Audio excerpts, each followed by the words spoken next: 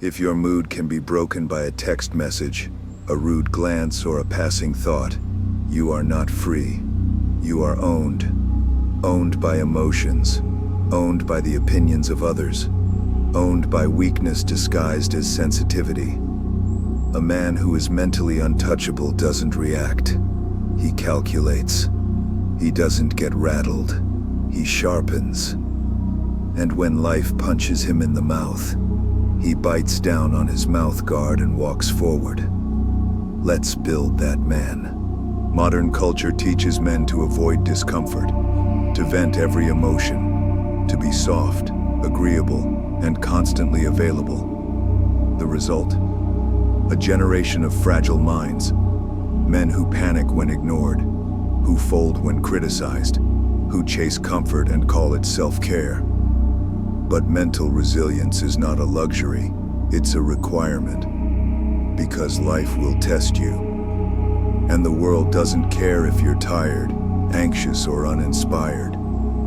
So if you want to win, really win, you must become mentally untouchable. Here's how. Step 1. Detach from the outcome. Weak minds obsess over results. They fixate on whether people like them, whether they're validated, whether their efforts were worth it.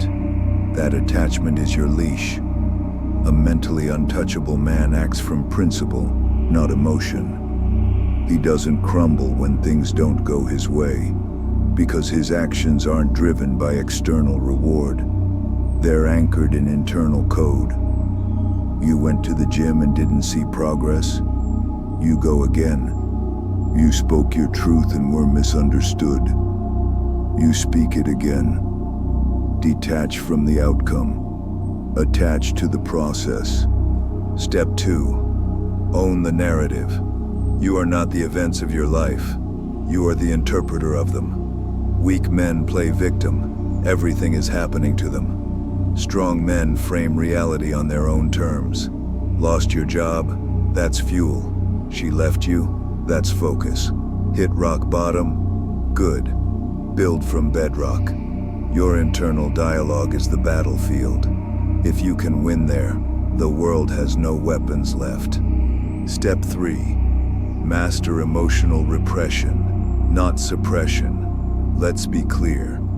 Emotions are not the enemy, but being ruled by them is. The Stoics didn't ignore their feelings. They repressed them strategically, meaning they recognized emotion, but refused to let it dictate action. Suppression is denial. Repression is discipline. Feel anger.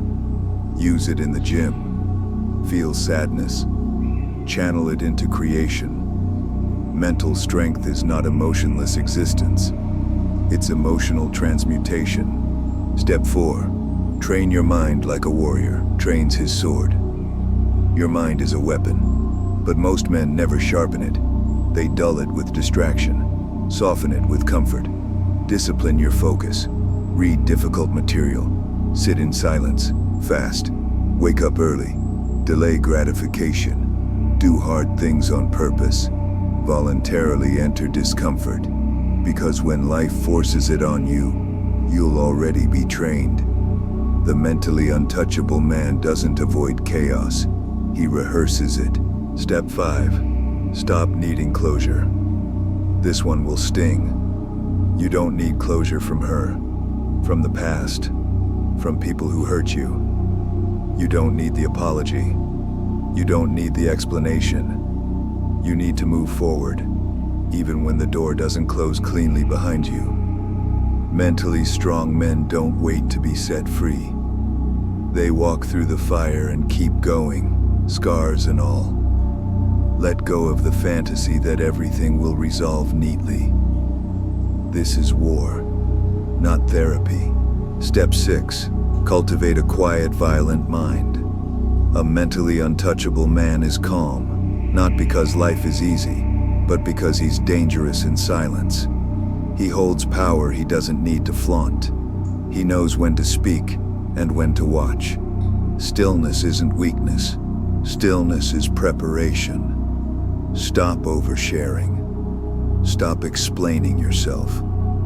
Build a mind so composed that even your enemies question if they ever knew you. The less you say, the more they wonder. You become mentally untouchable the day you realize the world owes you nothing, and yet you build anyway. You grow anyway. You fight anyway.